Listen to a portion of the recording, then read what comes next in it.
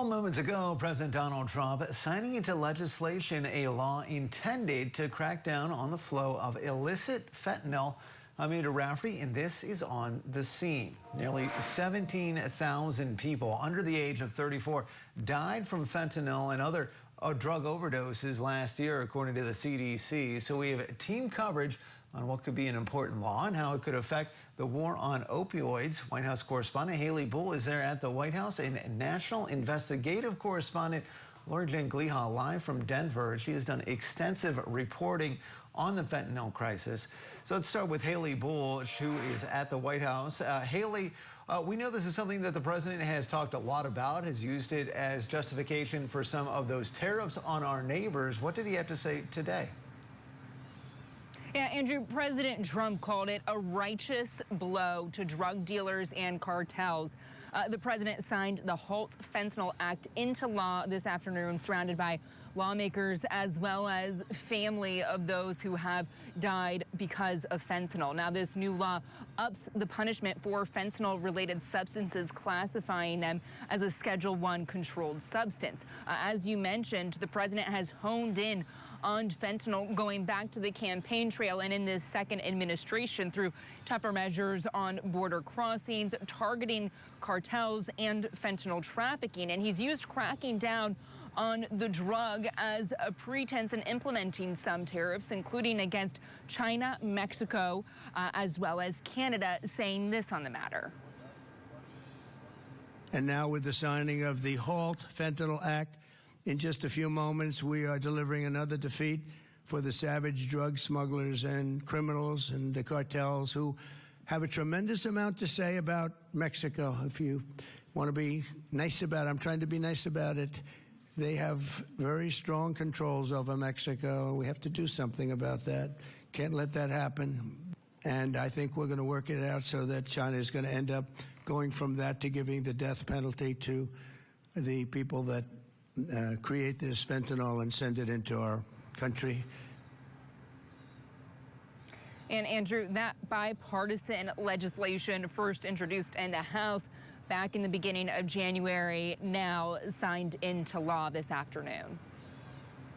All right, Haley Bull at the White House for us. Haley, thank you. And as we mentioned, our national investigative team has been reporting extensively on fentanyl and its impact on communities over the last few years here on Scripps News. Lori Jane Gliha joins me now. And LJ, even though we've seen fentanyl deaths moving in a downward trend, still some of the most vulnerable people are still being impacted.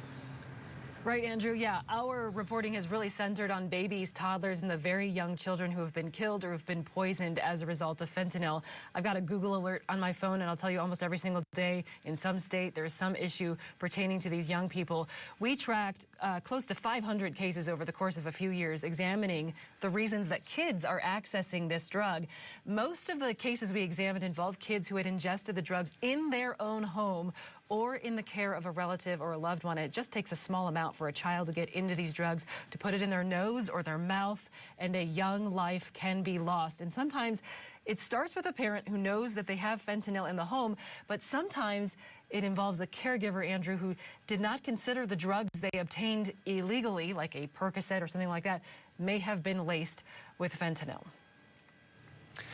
And LJ, I know you've reported a lot on legislation related to this crisis. This isn't the only bipartisan fentanyl-related bill that Congress has considered, is it?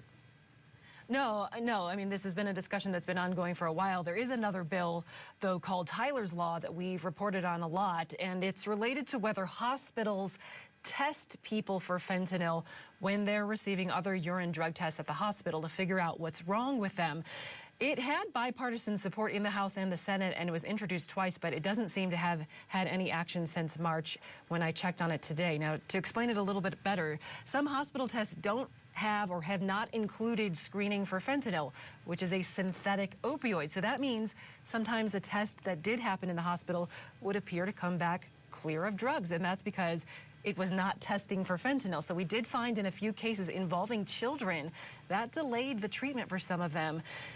Outside of Congress, Andrew, on the state level, though, we did document at least 14 states that had considered similar legislation, with at least 6 of them enacting a law to enhance testing. And one of those is California, where we profiled a pair of twin babies whose parents did credit that law with saving their lives because it detected fentanyl in the baby systems before it was too late. Andrew. And some of that other reporting that you have done, those dozen stories or so, specifically looking at how the drug is impacting kids, where can people find your work? Yeah, we really started this project a few years ago. We just kept gathering so much information, so we kept reporting on it. We felt it was important information for people to know about, and the good news is we put it all in one place. Everyone can still find it at scriptsnews.com/fentanyl, and right on the front of that page, there is a really comprehensive program about this crisis with lots of really great facts in there that we know will help people, so the hope is that people will share if you go to that website, scriptsnews.com/fentanyl. All right, National Investigative Reporter Lori Jane Gliha, thank you for joining us and for all your work on this subject. Thanks for having me.